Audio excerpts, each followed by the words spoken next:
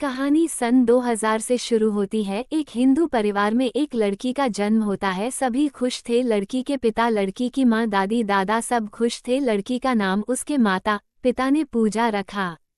घर में सभी पूजा के आने से बेहद खुश थे। सबने पूजा को बहुत प्यार दिया। सबकी लाडली बेटी थी पूजा।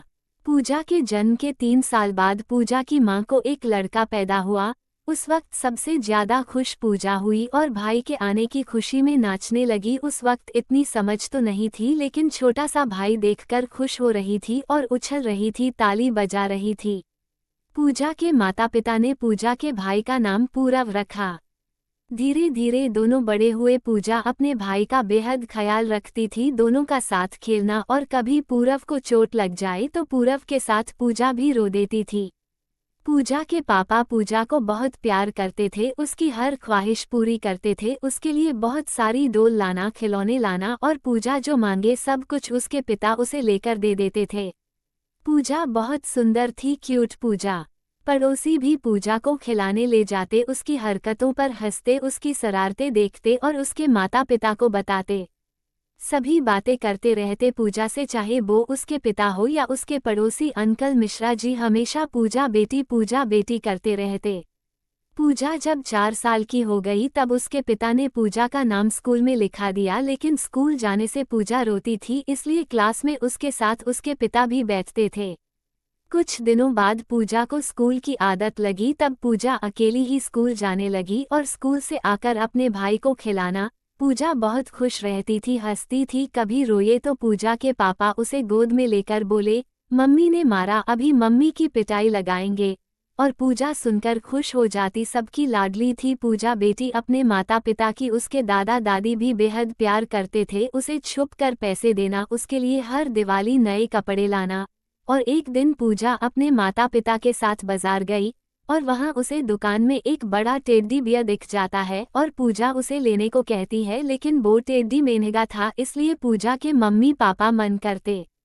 इसलिए पूजा रोने लगती है और कहने लगती है, वो चाहिए वो चाहिए।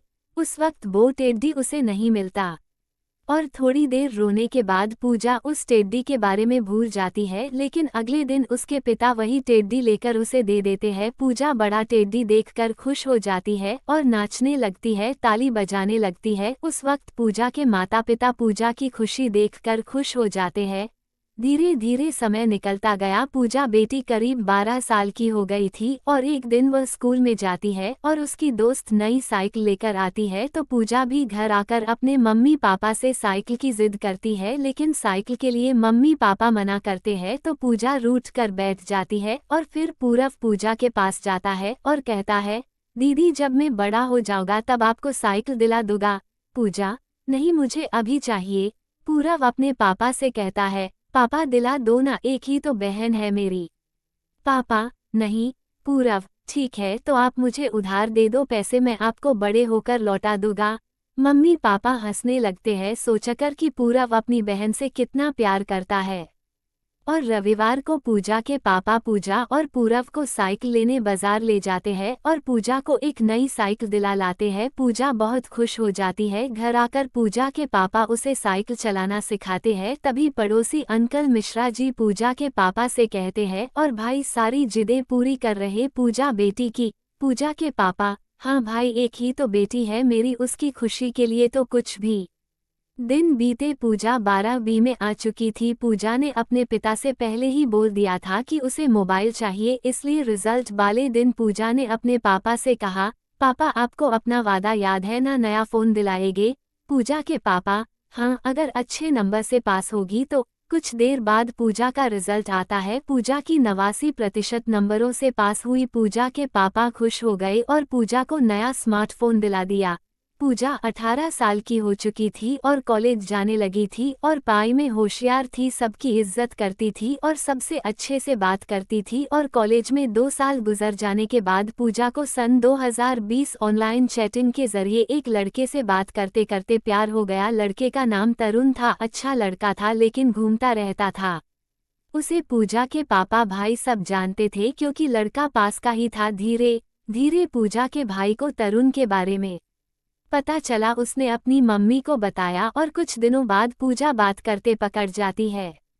पूजा अपने मम्मी पापा से तरुण से शादी करने को कहती है, लेकिन पूजा के मम्मी पापा मना कर देते हैं और तरुण से बात करने से मना करते हैं, लेकिन पूजा तरुण से छुप छुप कर बात करती है। एक दिन तरुण पूजा से कहने लगा, कैसे मानेंगे मम्मी पापा? पूजा, तुम फिक्र मत करो, मान जाएंगे। और कुछ दिनों बाद बात ज्यादा बढ़ गई। पूजा की मम्मी ने तरुण को फोन करके समझाया, लेकिन पूजा ने अपनी मम्मी से कहा, मैं उसी से शादी करूंगी, मम्मी प्लीज आप लोग मान जाइए। पूजा के मम्मी पापा उससे फोन छीन लेते हैं, लेकिन पूजा फिर भी फोन उठाकर रात में छुप छुप के तरुण से बात करने लगी। वहीं दूसरी तरफ पूजा की मम्मी और पड़ोसी आंटियां बैठकर बात करती है कि आजकल के बच्चे तो अपने पसंद की शादी कर लेते, माँ बाप की कुछ सोचते ही नहीं और घर से भाग जाते। एक आंटी बोली, ऐसे बच्चों को तो जान से मार देना चाहिए। पूजा की मम्मी डर जाती है कि कहीं पूजा भाग ना जाए, इसलिए एक दिन पूजा की मम्मी पूजा से कहती है, भागना मत, हमारी इज्जत तुम्हारे हाथ में है, भागी तो हम सब मर जाएंगे। पूजा अपनी मम्मी से रोकर कहती है, तो मान जाइए, आप लोग करवा दीजिए शादी तरुण से। लेकिन पूजा की मम्मी नहीं सुनती। कुछ दिन बाद पूजा तरुण से बात करते रात में पकड़ी गई। उस दिन पूजा के पिता ने पूजा को मारा और भाई पूरव कहने लगा, अगर अब बात की तो जान से मार देंगे। पूजा करेंगे और शादी भी उसी से करेंगे, देख लेना। और रोते रोते कहने लगी, हम नहीं रह सकते उसके बिना, मान जाओ आप सब। ये सुनकर पूजा के मम्मी पापा को लगता है कि पूजा भाग जाएगी, इसलिए पूजा के मम्मी पापा पूजा की शादी जबरदस्ती दूसरी जगह तय कर दी। पूजा रोती रही और कहती रही, लेकिन पूजा के मम्मी पापा और भाई ने एक नहीं सुनी।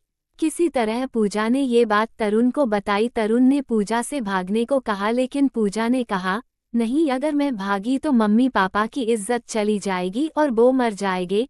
पूजा देख रही थी कि कैसे सब उसके दुश्मन बन गए। कल तक जो उससे इतना प्यार करते थे भाई मम्मी पापा की लाडली पूजा बेटी की खुशी नजर नहीं आ रही थी।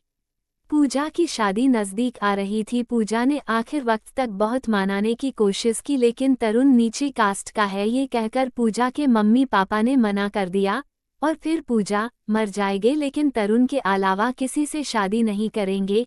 पूजा के पापा, मर जाओ लेकिन तरुण से शादी नहीं होने देंगे। पूजा रोने लगती है और शादी के 15 दिन पहले खुदकुशी कर लेती है। हर तरफ सन्नाटा सा छा गया था और पूजा के पास से एक लेटर मिला। उसमें लिखा था, लेटर, मुझे माफ कर देना मम्मी पापा, मेरे मरने से अगर आप सबकी इज्जत बच जाती है तो आपकी इज्जत बचा ली मैंने। पापा, आपको याद है मैं बचपन में रोती थी तो आप मुझे गले लगाकर चुप करा लेते थे। आज भी मैं बहुत रो रही हूँ, लेकिन आज आपने मुझे गले से नहीं लगाया। और मेरे प्यारे भाई, तू तो मेरी साइकिल के लिए कर्ज लेने के लिए तैयार था, बचपन में इतना प्यार करता था मुझसे। और मम्मी पापा, आप हर चीज़ दिला देते थे, चाहे वो टेडी हो, मोबाइल हो, सारी जिदें पूरी कर देते थे। लेकिन मेरे जीवन की सबसे बड़ी खुशी के लिए आप लोग बदल क्यों गए? आज आप सबका दिल खाली खाली सा लग रहा है, ना जाने क्यों। उद्धरण चिन्ह, न जाने क्यों। आज एक पिता स्वार्थी सा लग रहा है, आज एक भाई मतलबी सा लग रहा है, न जाने क्यों। माँ, आज आप सबका दिल खाली सा लग रहा है, न जाने क्यों। आपकी पूजा बेटी, न जाने क्यों। आज भी माता पिता पड़ोसी सब प्यार करने वालों की खुशी नहीं देख पा रहे हैं, सबको इज्जत नजर आ रही है। बचपन की खुशियों में और जवानी की खुशियों में इतने अंतर क्यों?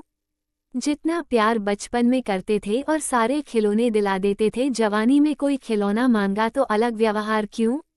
एक बच्चे के लिए खुशी का जरिया खिलौना हो या उसका जीवनसाथी, दोनों में इतने भेदभाव क्यों?